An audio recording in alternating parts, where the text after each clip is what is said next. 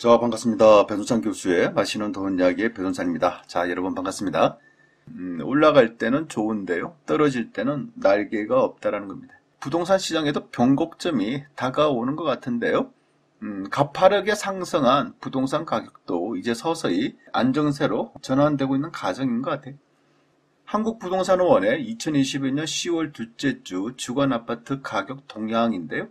뭐 딱 봐도 눈에 쏙 들어오죠. 지난주 대비하여 오른 지역은 많지가 않고 주간 아파트 가격이 보합도는 떨어졌다는 것을 우리가 알 수가 있다는 겁니다. 특히 수도권 같은 경우에는 0.34에서 0.32, 서울 같은 경우에도 0.19에서 0.17, 즉 주간 매매 가격지수 변동률이 이처럼 서울을 비롯한 수도권에도 하락하고 있다. 상승률이 좀 줄어들고 있다라고 이렇게 말씀을 드릴 수가 있을 것 같은데요. 그리고 전세 가격지수 변동률을 살펴봐도 마찬가지죠. 지방은 제외하고 지방은 0.16에서 0.17, 지방은 전세 금액이 올랐는데 나머지 뭐 전국이 됐든 수도권이 됐든 서울이 됐든 이처럼 전세 금액 변동률도 점차 하락하고 있다는 사실을 우리는 알 수가 있다는 겁니다. 더더욱 놀라운 사실은요. 오늘이 10월 19일인데 10월달 중순이지 않습니까? 이런 10월달 중순임에도 불구하고 서울 아파트의 거래량은 356건밖에 안 된다는 얘기예요. 정말 서울 아파트 거래가 많이 이루어지고 있지 않다라는 사실을, 거래가 거의 뭐 폭망한 수준 아닙니까?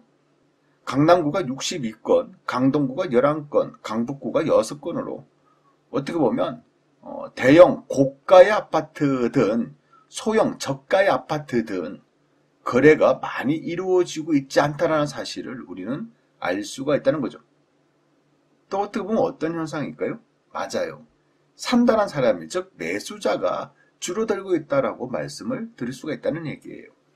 언론 기사에 의해도 서울 아파트 가격 하락 거래 비중이 증가되고 있다는 겁니다.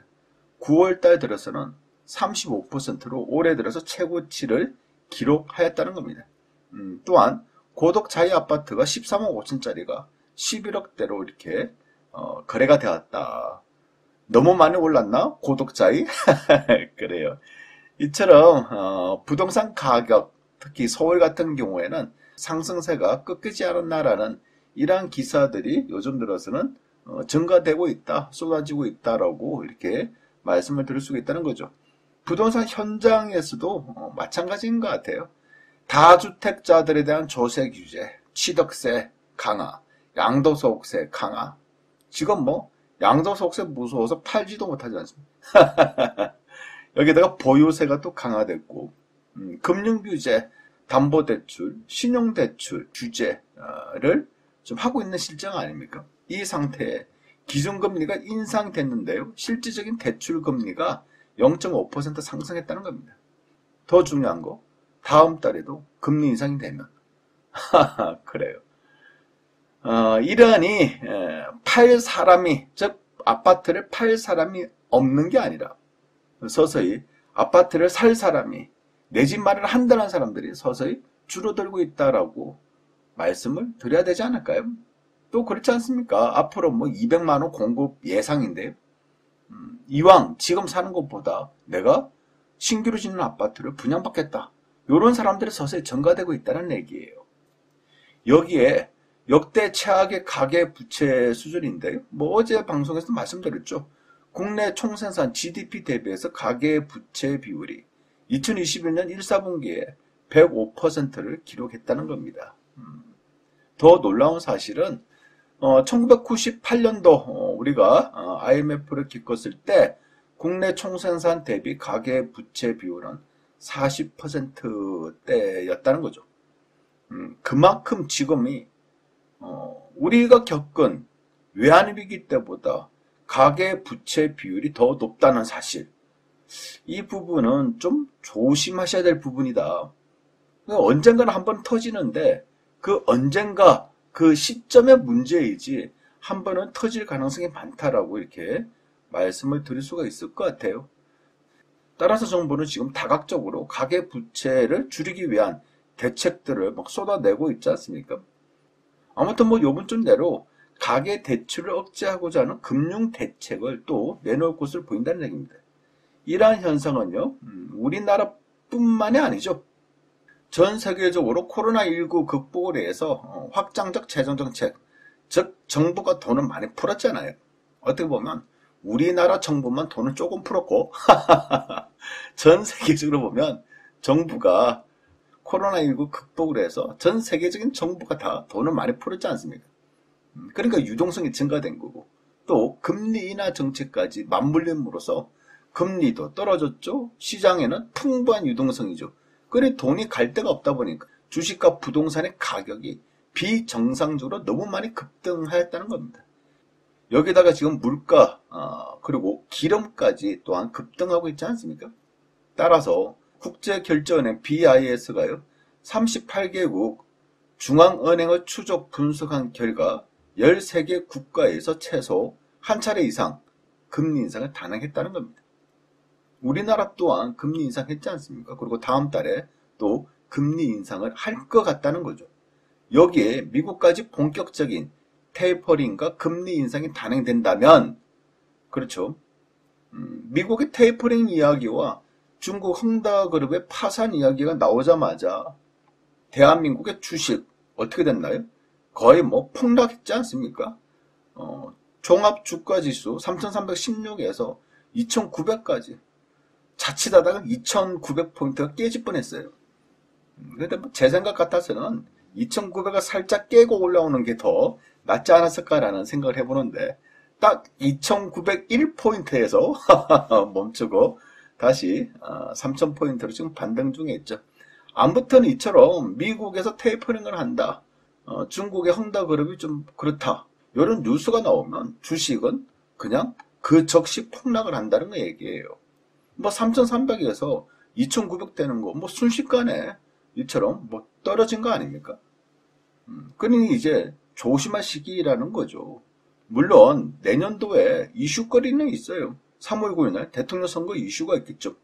그런데요, 한번 가만히 생각해 보세요.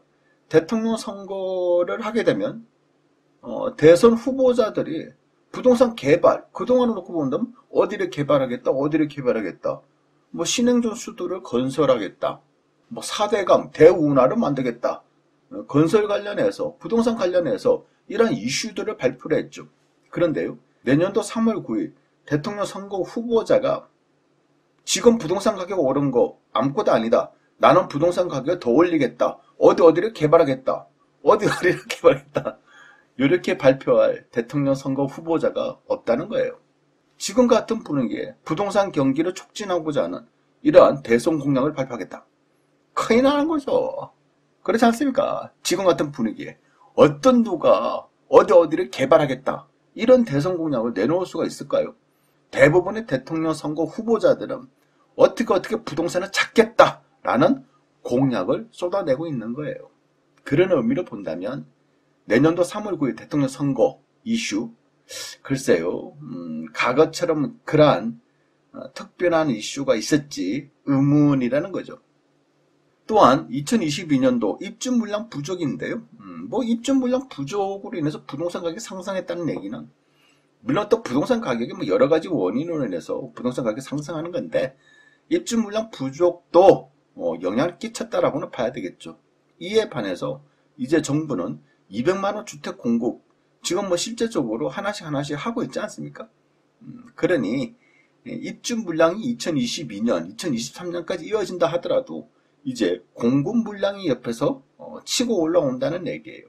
그런 의미로 본다면 이제 입주 물량 부족으로 인해서 아파트 가격 상승한다. 이런 논리가 서서히 좀 줄어들 가능성이 많아졌다라고 말씀을 드릴 수가 있겠죠. 다만 임대차 3법에 의한 전세금, 이 부분은 앞으로도 눈여겨보셔야 될 것 같아요. 특히 저 같은 경우는 이 부분은 눈여겨보고 있는데요. 분명한 것은 전세자금 대출 규제는 실제 전세 세입자들에게는 큰 고통이겠죠. 내가 전세로 다른 집에 들어가야 되는데 전세 금액이 부족해. 그래서 대출을 좀 받겠다는데 이걸 막다니 세입자들 입장, 실제 세입자들 입장에서는 분노를 일으킬 수밖에 없겠죠. 그 마음 충분히 이해가 되는데요. 그런데 역으로 본다면 집주인들 입장에서는 전세자금 대출이 계속 증가된다는 얘기. 전세자금 대출을 규제 안 한다면 어떻게 보면 내가 가지고 있는 아파트에 전세금을 지키는 안전고리 역할을 하고 있는 거 아닐까요? 아니, 집주인들 입장에서는 그렇다는 거예요. 만약에 전세자금 대출이 안 된다면 현재 살고 있는 세입자들은 그 집보다 낮은 집으로 이사갈 가능성이 많지 않습니까? 전세금은 감당이 안 되니까. 그러면 전세 매물이 증가된다고 봐야 되겠죠.